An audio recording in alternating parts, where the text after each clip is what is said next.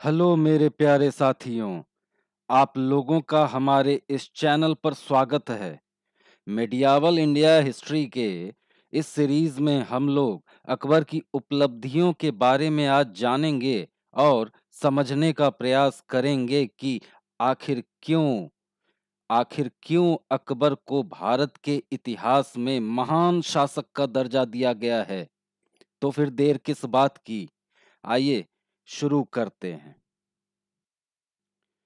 अकबर से संबंधित वर्ष 1561 ईस्वी में इसने मालवा को जीता। मालवा का शासक बाज बहादुर था और उस युद्ध में मुगल सेनापति आधम खां और पीर मुहम्मद थे। ठीक अगले वर्ष 1562 ईस्वी में इसने चुनार को जीत लिया। चुनार पर अफगानों का शासन था। मुगल सेनापति उस युद्ध में अब्दुल्ला खां था। इसी वर्ष आमेर के शासक भारमल ने स्वेच्छा से अकबर की अधीनता स्वीकार की। इस प्रकार इस वर्ष चुनार और आमेर दोनों कहीं न कहीं मुगल साम्राज्य के आधिपत्य में आ गए। इसने आगे बढ़कर मेड़ता को जीता। मेड़ता का शासक जयमल था। उस युद्ध में मुगल सेनापति सरफुद्दीन था। इसी वर्ष इसने दास प्रथा का भी अंत करवा दिया और खुद को हरम दल से मुक्त करवाया। 1563 ईस्वी में अकबर ने तीर्थ यात्रा कर को समाप्त करवा दिया। 1564 ईस्वी में अकबर ने गोंडवाना को जीता। उस युद्ध में मुगल सेनापति यासफ खां था। वहां पर वीर नारायण और दुर्गावती का शासन हुआ करता था उन दिनों। इसी वर्ष इसने जजिया कर को भी समाप्त करवा दिया। अब बात करते हैं 1568 ईस्वी की इसकी उपलब्धियों की। तो मेवाड़ के साथ अकबर ने 2 बार युद्ध किए, क्रमशः 1568 ईस्वी में और 1576 ईस्वी में। दोनों युद्धों में किस्मत ने इसका साथ दिया और इसे दोनों बार विजय मिली। 1568 ईस्वी में हुए युद्ध में मेवाड़ की तरफ से मैदान में राणा उदय सिंह थे, जबकि मुगलों की तरफ से यह खुद नेतृत्व कर रहा था। 1576 ईस्वी में लड़े गए युद्ध को हल्दी घाटी के युद्ध के नाम से जाना जाता है, क्योंकि यह हल्दी घाटी के मैदान में लड़ा गया था। इस युद्ध में मेवाड़ का नेतृत्व महाराणा प्रताप सिंह ने किया था, जबकि मुगल सेनापति मान सिंह और आसफ खां थे। 1569 ईस्वी में इसने रणथंभौर को जीता। वहां पर सुरजनहाड़ा का शासन था। युद्ध में मुगलों का नेतृत्व स्वयं अकबर ने किया, जबकि भगवान दास अकबर की सहयोगी भूमिका में था। इसी वर्ष इसने कालिंजर को जीत लिया। वहां पर रामचंद्र का शासन था। युद्ध में मुगल सेना का नेतृत्व मजनू खां काकशाह ने किया था। अगले वर्ष 1570 ईस्वी में इसने मारवाड़ को मुगल साम्राज्य में मिला लिया। वहां का शासक राव चंद्र सेन था, जिसने स्वेच्छा से अकबर की अधीनता स्वीकार कर ली। 1570 ईस्वी में ही इसने मारवाड़ के बाद जैसलमेर को अपने मुगल साम्राज्य में मिला लिया।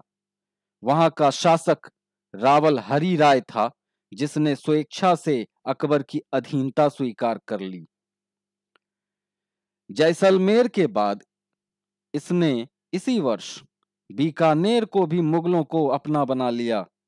वहां के शासक कल्याणमल ने दबाव में आकर अकबर की अधीनता स्वेच्छा से स्वीकार कर ली।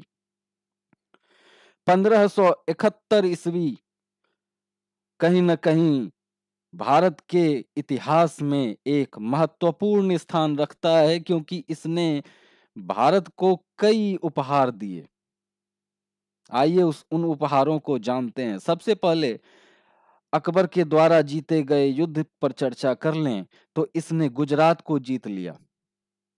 ये वही युद्ध है जिसमें अकबर ने सबसे पहली बार समुद्र को देखा था।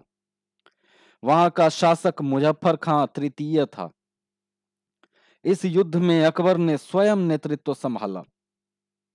अकबर ने इसी वर्ष फतेहपुर सीकरी की स्थापना की और राजधानी का स्थानांतरण आगरा से फतेहपुर सीकरी किया। 1574 में इसने बिहार और बंगाल को कब्जे में लिया और वहां के शासक दाऊद खां को पराजित किया। वास्तव में युद्ध में मुगलों का नेतृत्व मुगल खान खाना ने किया था। 1575 ईस्वी में इसने इबादत खाने की स्थापना करवाई।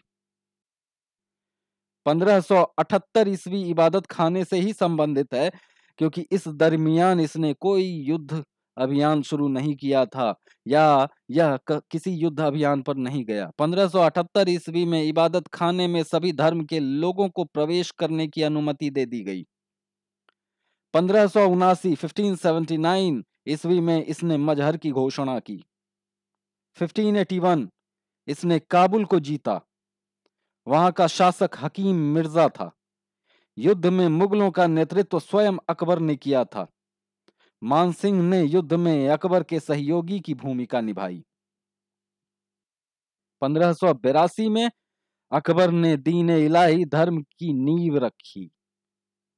1583 ईस्वी में अकबर ने इलाही संवत शुरू करवाया।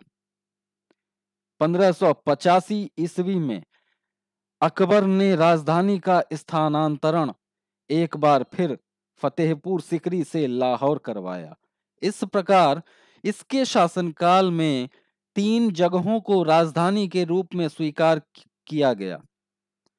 सबसे पहला स्थान था आगरा, जो इसकी पैतृक राजधानी थी। वहां से स्थानांतरित करवा के इसने फतेहपुर सीकरी राजधानी बनाई।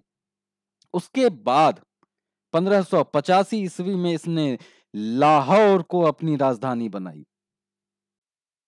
1586 राजधानी स्थानांतरण के ठीक अगले वर्ष इसने कश्मीर को जीता। वहां का शासक यूसुफ याकूब खां था।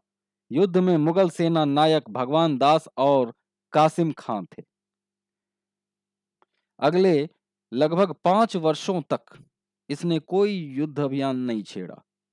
1591 में 1591 में इसने खानदेश के शासक अली खां को पर दबाव बनाया और अली खां ने स्वेच्छा से अकबर की अधीनता स्वीकार कर ली। 1592 की अगर बात करें तो इस वर्ष इसने उड़ीसा को जीत लिया। वहां का शासक निसार खां था। युद्ध में मुगलों का नेतृत्व मानसिंह ने किया था। 1593 1593 ईस्वी में इसने सिंध को जीता। युद्ध में मुगलों का नेतृत्व कर रहे अब्दुल रहीम खान खाना ने वहां के शासक जानी बेग को पराजित करके मार दिया। 1595 1595 ईस्वी में इसने बलूचिस्तान को जीता। मुगल सेनापति मीर मासूम ने युद्ध में पन्नी अफगान को हराया। इसी वर्ष 1595 में ही 1595 में ही इसने कांधार को भी शाह बेग के नेतृत्व में सेना भेजकर मुगल साम्राज्य में मिला लिया। वहां का शासक मुजफ्फर हुसैन था। 1599 ईस्वी में इसने दौलताबाद को चांद बीबी से छीन लिया। युद्ध में नेतृत्व यह स्वयं कर रहा था। हालांकि मुराद, अबुल फजल और अब्दुल रहीम खान खाना अकबर के सहयोगी की भूमिका में युद्ध के दौरान रहे।